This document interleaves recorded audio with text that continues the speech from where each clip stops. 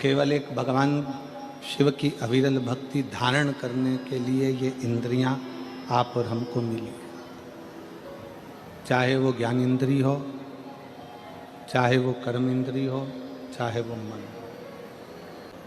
कोई कह रहा था कि गुरुजी शंकर जी के मंदिर में जाने से, भगवान शंकर के मंदिर में पहुंचने से, जाने से क्या हमारा दुख कट जाता है? किसी ने पूछा कि शिव मंदिर में जाने से क्या हमारा दुख कट जाता है? शिव महापुराण में षडानंद कार्तिकेय और भगवान श्री गणेश जी का एक संवाद है। श्री गणेश जी महाराज कार्तिकेय बाबा से एक प्रश्न कर दिए। कार्तिकेय बाबा गणेश जी के प्रश्न को सुनकर, गणेश जी के संवाद को सुनकर तुरंत उत्तर देते हैं। भगवान कार्तिकेय जी के सम्मुख में गणेश जी महाराज का एक सुंदर सा संवाद है। मुख में गणेश जी महाराज का एक सुंदर सा संवाद है, बड़ा सुंदर संवाद, कि मान लो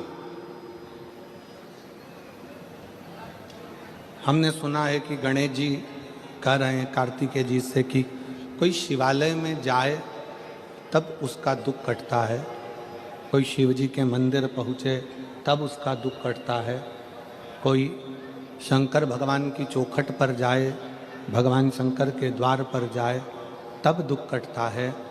षडानंद कार्तिकेय जी कहते हैं गणेश जी से कि आप मंदिर तक पहुँचे ना पहुँचे, पर यदि आपके मन में शंकर के मंदिर जाने का केवल भाव प्रकट हो जाता है तो समझ लो कि आपका दुख कटना प्रारंभ हो जाता है।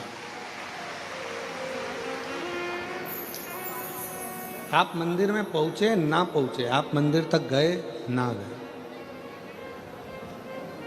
आप शिव मंदिर तक पहुंचे कि ना पहुंचे वो मूल है। पर आपके मन में जब, जिस समय पर आपके मन में भाव प्रकट हो जाता है, जिस समय पर आपके मन में ये उत्पन्न हो जाता है कि मुझे शंकर के मंदिर में जाकर एक लोटा जल चढ़ाना है, मुझे शिव जी की चौखट तक जाना है, जैसे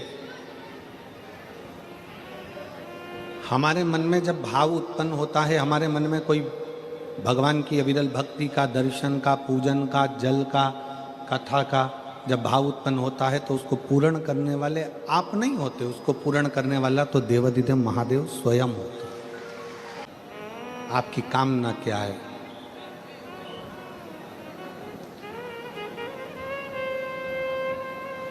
शिव महापुराण एक कल्प वृक्ष है। कल्प वृक्ष का मतलब क्या होता है? जिसके नीचे बैठकर जो कामना करी जाए वो पूर्ण होती है। यहां कोई दूसरा नहीं है। शिव महापुराण पंडाल, शिव महापुराण जिस भूमि पर होता है 7 दिन वो भूमि तुम पंडाल में जगह नहीं मिले, हमने पहले भी कथाओं में कहा, अपने साथ में लेकर चला करो एक छाता, 2 पानी की बोतल, एक बिछाने का और एक ओढ़ने का। 2 पानी की बोतल किसके लिए? एक अपने लिए, एक अपनी अड़ोसन पड़ोसन पीछे वाली धड़ोसन के लिए। उसके अपन किसी को कुछ नहीं दे सकते, अपनी पड़ोसन को थोड़ा सा पानी तो पिला सकते हैं। पंडाल में किसी का मुख झूठा करा देना, समझ लेना कि भोलेनाथ ने तुम्हारा भंडार खोलना प्रारंभ कर दिया। किसी का मुख झूठा करा देना, एक जरा सी टॉफी खिला दी, कोई ने बिस्कुट खिला दिया, कोई ने कोई सामान घर से बना कर लिया, कई लोग पूड़ी लाते हैं, कोई चाय पिलाता है, कोई कॉफ़ी पिलाता है, कोई दूध पिलाता है, कोई सामग्री लाता है, रात दिन लोग सेवा करते हैं। ये शिव महापुराण का पंडाल नहीं, ये कुबेरेश्वर बाबा का कल्प वृक्ष है, जिस वृक्ष के नीचे बैठकर जो मांगा जाता है वो प्राप्त हो जाए, वो प्राप्त हो। आप सब बैठकर जो भगवान शंकर की अविरल भक्ति करते हो, भजन करते हो, स्मरण करते हो, कीर्तन करते हो, ये उसका रास्ता है। किस रूप में शिव यहाँ आते हैं, किस रूप में भोलेनाथ यहाँ बैठकर कथा का रस तत्व ग्रहण करते हैं, किस रूप में भगवान शंकर कथा का वाचन करते हैं, किस रूप में भगवान शंकर कथा करवाते हैं, ये वही जान सकते। शिव कथा कर रही है। कनक कुंडला, रत्नभद्र, यक्ष दोनों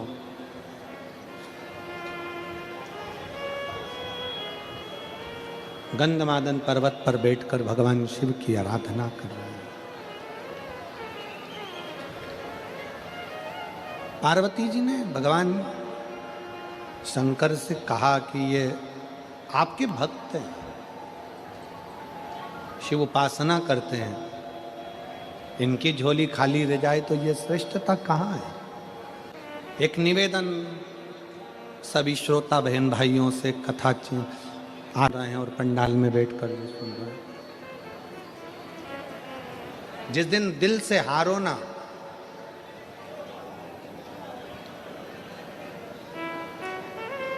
थोड़ी तकलीफों में अगर घिर जाओ, तकलीफें आ जाए, कष्ट आ जाए, तकलीफें जिस दिन तुम्हारे भीतर बहुत ज्यादा मात्रा में आ जाए, उस दिन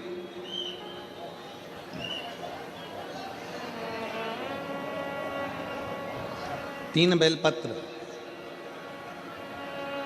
एक बेलपत्र में पीला चंदन, बीच वाली पत्ती पर।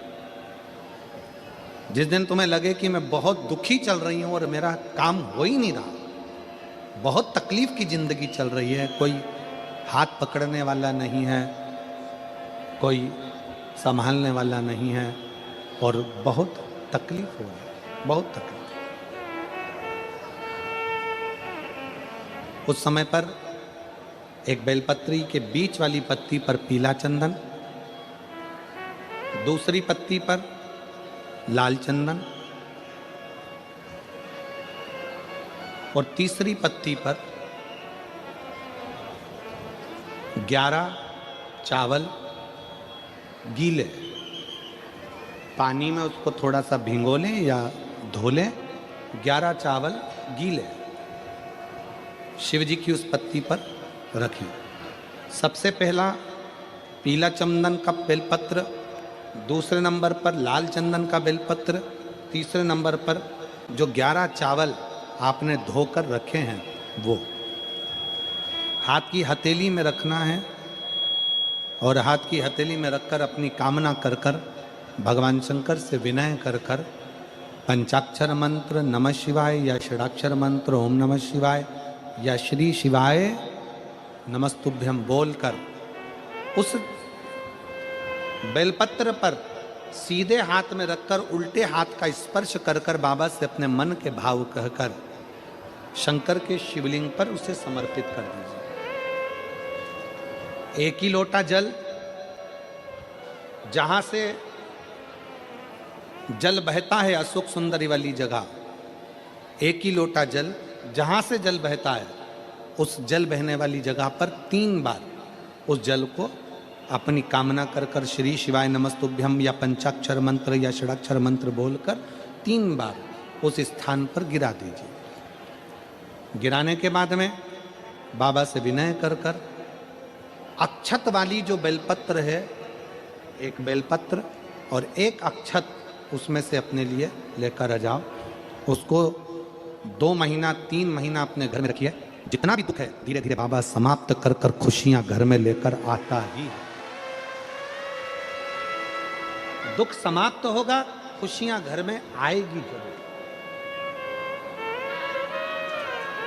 दुनिया का सबसे बड़ा डॉक्टर है मेरा देवाधिदेव महादेव, और दुनिया की सबसे बड़ी दवाई है तुम्हारा विश्वास, तुम्हारा भरोसा। ये दुनिया की सबसे बड़ी दवाई है। जिस दिन तुम्हारा भरोसा, तुम्हारा विश्वास प्रबल हो जाएगा, उस दिन शिव तत्व अपने आप प्राप्त हो जाएगा। शिव शिव है, देगा मुझे बाबा। कनक कुंडला ने अपने पति रत्नभद्र से कहा कि मुझे मेरे शंकर पर भरोसा है, और मेरी जीजियों, मेरे जीजाओं, मेरी बेटियों, बेटाओं, मेरी माताओं, सूरतिया लालाओं, सूरत के रहवासियों, गुजरात की पवित्र भूमि पर रहने वाले मेरे दशंकर के अंश रूप आप सब, शिव महापुराण की कथा में दिखावे के लिए मत जाना।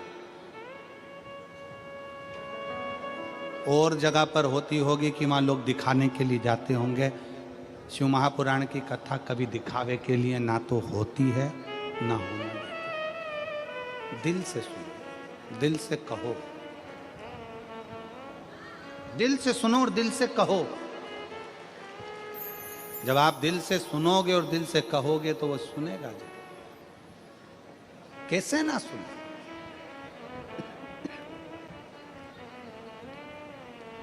शिव कथा कह रही है, कनक कुंडला रत्न भद्र तप में लग गए। शंकर भगवान से पार्वती जी ने कहा इसको कुछ देव। शिव जी ने कृपा करी और उसके घर में एक पुत्र दिया जिसका नाम हरिकेश हुआ। उस पुत्र का नाम था हरिकेश।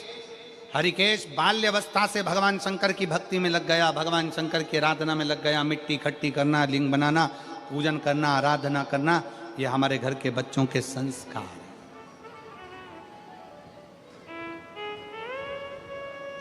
और संस्कार बहुत जरूरी है। शिव महापुराण की कथा कहती है बेटा एक कुल को तारता है और बेटी दो कुल को तारती है। बेटी जन्म ले तो गौरान्वित होई है। बेटी जन्म ले तो गौरान्वित हुई है, बेटी दो कुल को तारती है। शंकर जी के किसी धाम में 12 ज्योतिर्लिंग में, शंकर जी के किसी ज्योतिर्लिंग में, भगवान शंकर के धाम में अगर कभी एक रात्रि रुकने का भी मन हो जाए और आपका कहीं पुण्य प्रबल हो जाए कि मैं शंकर के चौखट पर जाकर एक रात्रि विश्राम करूं।